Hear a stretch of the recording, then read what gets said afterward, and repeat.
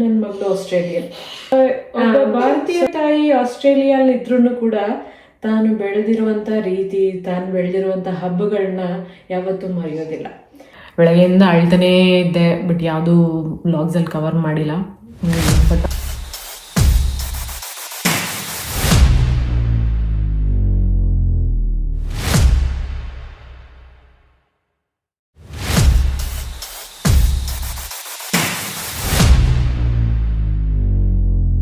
ವರಮಹಾಲಕ್ಷ್ಮಿ ಹಬ್ಬದ ಶುಭಾಶಯಗಳು.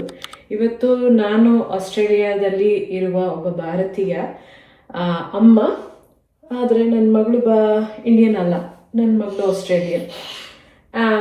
ಸೊ ಒಬ್ಬ ಭಾರತೀಯ ತಾಯಿ ಆಸ್ಟ್ರೇಲಿಯಲ್ಲಿ ಇದ್ರೂ ಕೂಡ ತಾನು ಬೆಳೆದಿರುವಂಥ ರೀತಿ, ತಾನು ಬೆಳೆದಿರುವಂಥ ಹಬ್ಬಗಳನ್ನ ಯಾವತ್ತೂ ಮರೆಯೋದಿಲ್ಲ. ಸೊ ಎಷ್ಟೋ ಜನ ಸೋಷಿಯಲ್ ಮೀಡಿಯಲ್ಲಿ ನಾನು ತುಂಬ ನೆಗೆಟಿವ್ ಕಾಮೆಂಟ್ಸ್ ಕೂಡ ಬರುತ್ತೆ, ಕ್ರಿಶ್ಚಿಯನ್ನ ಮದುವೆ ಆಗಿದೆಯಾ ಆ ಥರ ಈ ಥರ ಅಂತ. ಬಟ್ ದ ಫ್ಯಾಕ್ಟ್ ಇಸ್, ಯಾವುದೇ ರಿಲಿಜನ್ ಇಲ್ಲದೆ ಕೂಡ ಬದುಕುವಂಥ ಏನಂತಾರೆ ಸ್ವಾತಂತ್ರ್ಯ ಈ ದೇಶದಲ್ಲಿದೆ. ಸೊ ಹಾಗಾಗಿ ನನ್ನ ಗಂಡನಿಗೆ ಯಾವುದೇ ರಿಲಿಜನ್ ಇಲ್ಲ. ನಾನು ನನ್ನ ಮಗಳಿಗೆ ತೋರಿಸ್ಬೇಕು ಅನ್ನೋ ಕೆಲವೊಂದು ಹಬ್ಬಗಳಲ್ಲಿ ಒಂದಾದಂಥದ್ದು ವರಮಹಾಲಕ್ಷ್ಮಿ ಹಬ್ಬ. ಆದರೆ ನಾನು ವರಮಹಾಲಕ್ಷ್ಮಿ ವ್ರತ ಯಾವತ್ತೂ ಮಾಡಿಲ್ಲ. ನಾನು ಮೋಸ್ಟ್ಲಿ ಈ ವರ್ಷನೂ ಮಾಡೋದಿಲ್ಲ, ಬಟ್ ಸಿಂಪಲ್ ಆಗಿ ಮನೇಲಿ ಪೂಜೆ ಮಾಡ್ತೀನಿ. ಸೊ ಆ ಪೂಜೆ ಹೇಗೆ ನಡೆಯುತ್ತೆ ಏನು ಅಂತ ನೋಡ್ಕೊಂಬನ್ನಿ. ಆದಷ್ಟು ಕಮ್ಮಿ ಮಾತಾಡ್ತಾ ಹೆಚ್ಚು ಆರ್ಯ ಜೊತೆ ಇರುವಂಥ ವಿಡಿಯೋ ಇರುತ್ತೆ. ಇದು ಎಂಜಾಯ್ ಮಾಡಿ ಅಂತ ಹೇಳ್ತಾ ವಿಡಿಯೋನ ಸ್ಟಾರ್ಟ್ ಮಾಡ್ತಾ ಇದ್ದೀನಿ.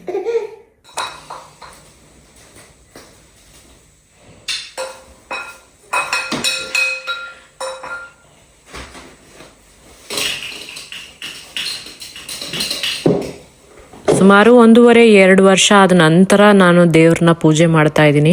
ಯಾಕಂದರೆ ಮಗುನ ಇಟ್ಕೊಂಡು ಪೂಜೆ ಮಾಡೋದು ಸಾಧ್ಯ ಆಗೋದಿಲ್ಲ.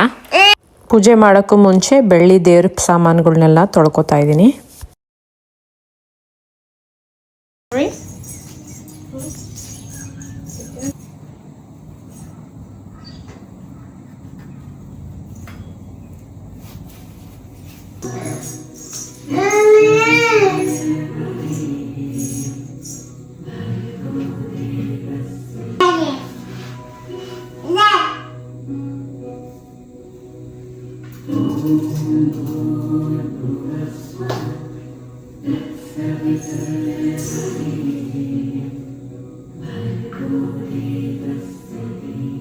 ಒಂದು ಹೆಣ್ಣನ್ನ ಪೂಜಿಸೋ ಏಕೈಕ ಕಲ್ಚರ್ ಅಂದರೆ ಅದು ನಮ್ಮದು. ಅದೇ ಹೆಣ್ಣು ಮಕ್ಕಳನ್ನ ಅತಿ ಹೆಚ್ಚು ಅತ್ಯಾಚಾರ ಮಾಡೋ ದೇಶ ನಮ್ಮದು ಅಂತ ಹೇಳಿದ್ರೆ ತಪ್ಪಾಗೋದಿಲ್ಲ. ಹಾಗಂತ ಹೇಳಿ ಬೇರೆ ದೇಶದಲ್ಲಿ ಹೆಣ್ಮಗು ಅಂತ ಅತ್ಯಾಚಾರ ನಡೆಯೋದಿಲ್ವಾ? ನಡೆಯುತ್ತೆ. ಭ್ರೂಣದಲ್ಲಿರೋ ಹೆಣ್ಮಗು ಅಂತ ತಿಳಿತಿದ್ದ ಹಾಗೆ ಅದನ್ನ ಅಬಾರ್ಷನ್ ಮಾಡುವಂತ ಕಲ್ಚರ್ ಬೇರೆ ಕಡೆ ಬಹಳ ಕಮ್ಮಿ. ಇನ್ನೂ ಹೆಣ್ಮಕ್ಳಿಂದ ಮನೆಗೆ ಯಾವುದೇ ರೀತಿಯಾದಂಥ ಆದಾಯ ಇಲ್ಲ ಅಂತ ಹೇಳಿ ಅವ್ರನ್ನ ತುಚ್ಛವಾಗಿ ನೋಡುವಂಥ ಮನೆಗಳನ್ನ ಕೂಡ ನಾನು ಕಣ್ಣಾರೆ ನೋಡಿದ್ದೀನಿ, ಅನುಭವಿಸಿದ್ದೀನಿ ಕೂಡ. ಆದರೆ ಈ ಲಕ್ಷ್ಮಿಗೆ ನಾನು ಕೇಳುವಂಥ ಒಂದೇ ಒಂದು ವರ ಏನಂದರೆ, ನಾನು ಕಂಡ ಪ್ರಪಂಚ ನನ್ನ ಮಗಳು ಕಾಣಬಾರ್ದು ಅನ್ನೋ ಒಂದೇ ಒಂದು ಆಸೆ. ಬಟ್ ನಾನು ಕಂಡ ಪ್ರಪಂಚದಲ್ಲಿ ಭಕ್ತಿ ಇದ್ದ ಕಾರಣ ನನ್ನನ್ನು ಕಾಪಾಡ್ಕೊಂಡು ಬಂತು ಆ ಭಕ್ತಿ ಅಂತ ನಾನು ನಂಬಿದ್ದೀನಿ. ಆ ಭಕ್ತಿನ ನನ್ನ ಮಗಳಿಗೆ ತೋರ್ಸೋಕ್ಕೆ ಇಷ್ಟಪಡ್ತೀನಿ.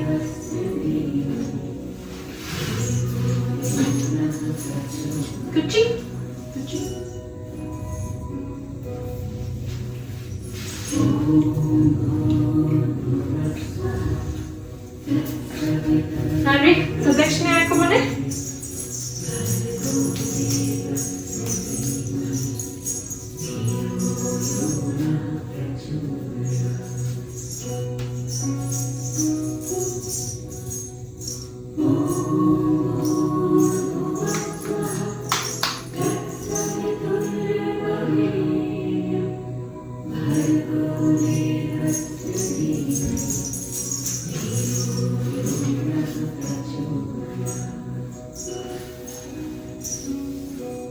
ಏನು ಮಗಳ ಕಾಲಿಗೆ ಬೀಳ್ತಾ ಇದ್ದೀನಿ ಅಂದ್ಕೊಂಡ್ರ?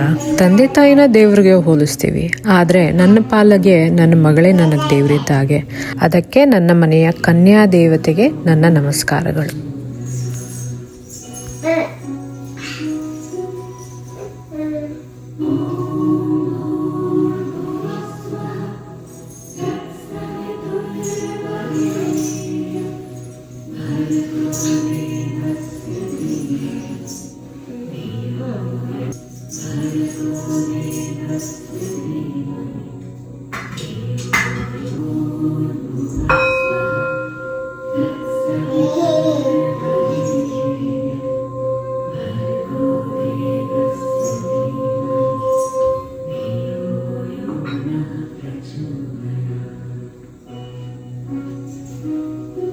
ಊದ್ಕಡ್ಡಿ ಆಗಲಿ ಆರತಿ ಆಗಲಿ ಬೆಳಗಿಲ್ಲ.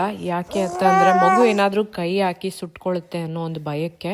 ಆರ್ಯಂಗೆ ಲಂಗ ಬ್ಲೌಸಲ್ಲಿ ರೆಡಿ ಮಾಡೋ ಅಷ್ಟೊತ್ತಿಗೆ ನರ್ಕ ಆಯಿತು. ಆ್ಯಂಡ್ ನಾನು ಸೀರೆ ಉಟ್ಕೊಳ್ಳೋ ಅಷ್ಟೊತ್ತಿಗೆ ಯಾವುದೂ ಸುಗಮಾಗಿ ನಡಿಲಿಲ್ಲ. ಯಾಕೆ ಅಂತಂದರೆ ನೆರಿಗೆ ಹಿಡಿಯೋದಕ್ಕೆ ಯಾರೂ ಇರಲಿಲ್ಲ. ಒಂದು ಹಿಂದೆಗಡೆ ಬ್ಲೌಸ್ದು ಏನು ಕಟ್ಟೋದಿರುತ್ತೋ ಅದನ್ನು ಕಟ್ಕೊಳ್ಳೋದಕ್ಕೆ ನನ್ನ ಕೈ ಹಿಂದೆ ಹೋಗ್ತಾ ಇರಲಿಲ್ಲ. ಸೊ ದೊಡ್ಡ ಸಾಹಸನೇ ಆಯಿತು.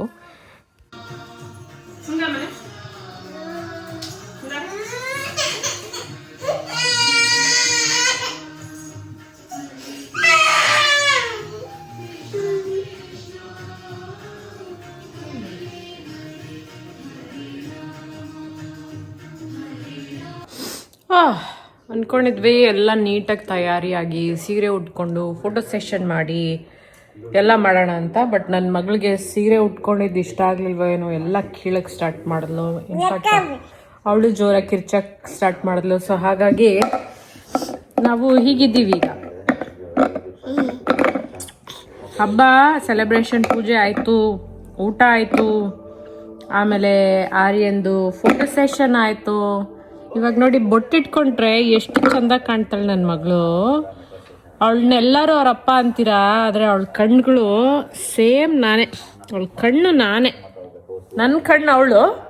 ಬಟ್ ಅವಳಿಗೆ ದೇವರು ನನ್ನ ಕಣ್ಣು ಕೊಟ್ಟಿದ್ದಾನೆ ನೋಡಿ. ಆ ಹುಬ್ಬು, ಆ ಹುಬ್ಬಿನ ಮಧ್ಯೆ ಬೊಟ್ಟು. ನನ್ನ ಮಗಳು ಎಲ್ಲರಿಗೂ ಏನಂತಾರೆ, ಕಾಗೆ ಮರಿನೇ ಮುದ್ದು ಅಂತಾರಲ್ಲ, ಹಾಗೆ. ಸಂಜೆ ಏನಾಗುತ್ತೆ ಅಂತಲೂ ಸ್ವಲ್ಪ ಕ್ಯೂರಿಯಾಸಿಟಿ ಇದೆ. ಯಾಕಂತಂದರೆ ನಮ್ಮ ಯಜಮಾನ್ರು ಬಂದಮೇಲೆ ಏನಾದರೂ ಸ್ವಲ್ಪ ದಿನ ಚೆನ್ನಾಗಾಗುತ್ತಾ, ಸ್ವಲ್ಪ ರಿಲ್ಯಾಕ್ಸ್ ಆಗುತ್ತಾ ಅಂತ ಒಂದು ಯೋಚನೆ. ಇವಾಗ ಸದ್ಯಕ್ಕೆ ಸುಜೀತ್ ಗೌಡ್ರದ್ದು ವ್ಲಾಗ್ ನೋಡ್ತಾ ಮಧ್ಯಾಹ್ನ ಸ್ವಲ್ಪ ಆರ್ಯ ನಿದ್ದೆ ಮಾಡೋವರೆಗೂ ಟೈಮ್ ಪಾಸ್ ಮಾಡ್ತೀನಿ. ಆಮೇಲೆ ನೋಡೋಣ ಏನಾಗುತ್ತೆ ಅಂತ. ತುಂಬ ಸುಸ್ತಾಗೋಗ್ಬಿಟ್ಟಿದೆ ಇವತ್ತು, ನಿಜ ಹೇಳ್ಬೇಕಂತಂದರೆ. ಎಲ್ಲಿ ಬರಲಿಮ್ಮ, ಎಲ್ಲಿ ಬರಲಿ ಮನೆ?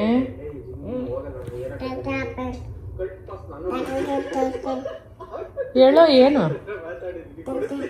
ಎಲ್ಲಿ ತರಲಿ? ಏನು ತರಲಿ? ಏನು ತರಲಿ?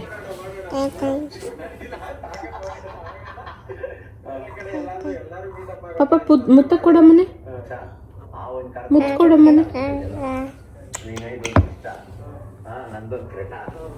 ನೋಡೋಣ ಸಂಜೆ ಏನಾಗುತ್ತೆ ಅಂತ.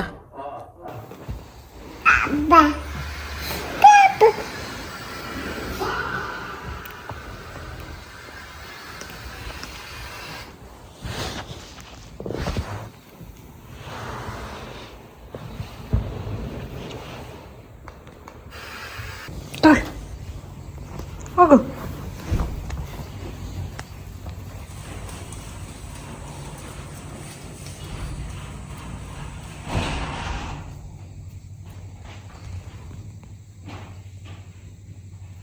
ಡ್ಯಾಡಿ ಎಲ್ಲಿ? ಎಲ್ಲಿ ಎಲ್ಲಿ ಡ್ಯಾಡ? ಕೇಳಿಸ್ತಾ sound?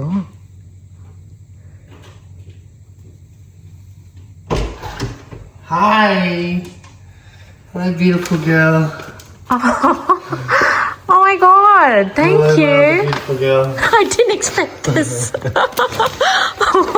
Wow. Hi, Lucius.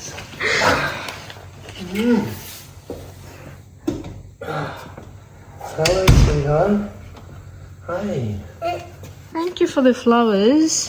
I was sitting and trying to record Arya because she looks so cute, and you surprised me.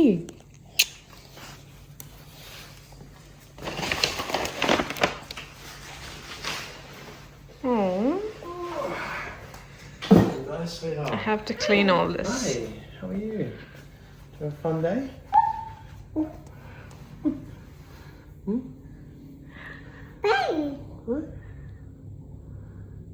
ಜಾಶಿಗೆ Varamahalakshmi ಹಬ್ಬ ಅಂದರೆ ಏನಂತಾನೆ ಗೊತ್ತಿಲ್ಲ. ಯಾಕಂದರೆ ನಾವು ಮೀಟ್ ಆದಾಗಿಂದ ಇವತ್ತವರೆಗೂ ಯಾವತ್ತೂ ವರಮಹಾಲಕ್ಷ್ಮಿ ಹಬ್ಬನ ಸೆಲೆಬ್ರೇಟೇ ಮಾಡಿಲ್ಲ.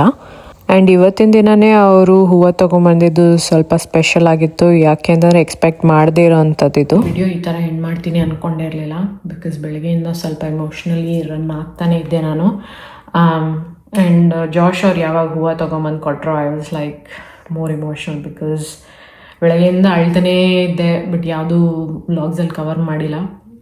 ಬಟ್ ಅವ್ರು ಹೂವು ತೊಗೊಂಡು ಬಂದ ತಕ್ಷಣ I am having so much of emotional crashes ಇವಾಗ. ಎಷ್ಟೋ ಜನಕ್ಕೆ ತವ್ರ ಮನೆಯಿಂದ ಬಾಗ್ನ ಬರಲ್ಲ, ಎಷ್ಟೋ ಜನಕ್ಕೆ ತವ್ರ ಮನೆಯೇ ಇರಲ್ಲ, ಎಷ್ಟೋ ಜನಕ್ಕೆ ತಾಯಿನೇ ಇರಲ್ಲ. ಆ್ಯಂಡ್ ಅಂಥ ಹೆಣ್ಮಕ್ಳಿಗೆ ತಾಯಿಯಾಗಿ ನಿಂತ್ಕೊಳ್ಳೋದು ಗಂಡ. ಆ್ಯಂಡ್ ಆ ವಿಚಾರದಲ್ಲಿ ದೇವರು ಯಾವುದೇ ರೀತಿಯಾದಂಥ ಕೊರತೆ ಮಾಡಲಾರ್ದಂಗೆ ನಾನು ಕೊನೆ ಉಸಿರು ಎಳೆಯೋವರೆಗೂ ನನ್ನ ಗಂಡ ನನ್ನ ಜೊತೆಯಲ್ಲಿ ಇರಲಿ, ಅದೊಂದೇ ನಾನು ಬೇಡ್ಕೊಳ್ಳೋದು ದೇವ್ರ ಹತ್ರ ಇವತ್ತು. ನನಗೆ ನನ್ನ ಮಗಳಿಗೆ ನಾನು ಕಣ್ಮುಚ್ಚೋವರೆಗೂ ತಂದೆ ಇರಬೇಕು. ಆ್ಯಂಡ್ ನನ್ನ ಮಗಳಿಗೆ ತವ್ರ ಮನೆ ಅನ್ನೋದು ಸಿಗಬೇಕು. ಆ್ಯಂಡ್ ನನ್ನ ಮಗಳ ಜೀವನದಲ್ಲಿ ಏನನ್ನ ಮಾಡಲಿ, ನಾನು ನನ್ನ ಮಗಳ ಜೊತೆ ನಿಂತ್ಕೊಳ್ಳೋ ಅಷ್ಟು ಅವಳ ಮಧ್ಯೆ ಬಾಂಡ್ ಸ್ಟ್ರಾಂಗ್ ಆಗಿರಬೇಕು. ಅವಳಿಗೆ ಅಗೇನ್ಸ್ಟ್ ಇಲ್ಲಾಂದರೆ ಅವಳಿಗೆ ಹರ್ಟ್ ಆಗುವಂಥ ನಿರ್ಧಾರಗಳು ನನ್ನ ಲೈಫಲ್ಲಿ ನಾನೇನು ತೊಗೋಬಾರ್ದು. ಆ್ಯಂಡ್ ಹೇಗೆ ನಾನು ಒಳ್ಳೆ ಮಗಳಾಗಿ ಬದುಕಿದ್ನೋ, ಒಬ್ಬ ಒಳ್ಳೆ ಹೆಂಡತಿಯಾಗಿ ಬದುಕಿದ್ದೀನೋ, ಒಬ್ಬ ಒಳ್ಳೆ ತಾಯಿಯಾಗಿ ಸಾಯೋಕ್ಕೆ ಇಷ್ಟಪಡ್ತೀನಿ. ಅದನ್ನೇ ನಾನು ಇವತ್ತು ಆ ಲಕ್ಷ್ಮಿ ತ ಕೇಳ್ಕೊತೀನಿ. ಬಿಕಾಸ್ ಇನ್ನೇನು ಇಲ್ಲ ರೀ ಜೀವನದಲ್ಲಿ. ಒಬ್ಬ ಒಳ್ಳೆ ಗಂಡ ಸಿಕ್ಬಿಟ್ರೆ ಲೈಫಲ್ಲಿ ಯಾವುದೇ ದರಿದ್ರ ಏನನ್ನ ಕಷ್ಟ ಇದ್ರೂ ಎಲ್ಲ ಅದ್ರ ಮುಂದೆ ಝೀರೋ ಅನಿಸುತ್ತೆ. ಇವತ್ತು ಬೆಳಗ್ಗೆಯಿಂದ ಕಣ್ಣೀರು ಏನಿಟ್ನೋ ಆ ಕಣ್ಣೀರಿಗೆ ಒಂಥರ ಬ್ಯಾಂಡೇಜ್ ಥರ. ನಾನು ಏನೂ ಹೇಳಿಲ್ಲ ನನ್ನ ಗಂಡನಿಗೆ, ಏನೂ ಹೇಳಿಲ್ಲ. ಆ್ಯಂಡ್ ನಾನು ಭಾಷೆನೂ ಅರ್ಥ ಆಗಲ್ಲ, ಕಲ್ಚರೂ ಅರ್ಥ ಆಗಲ್ಲ, ಸಾರಿ.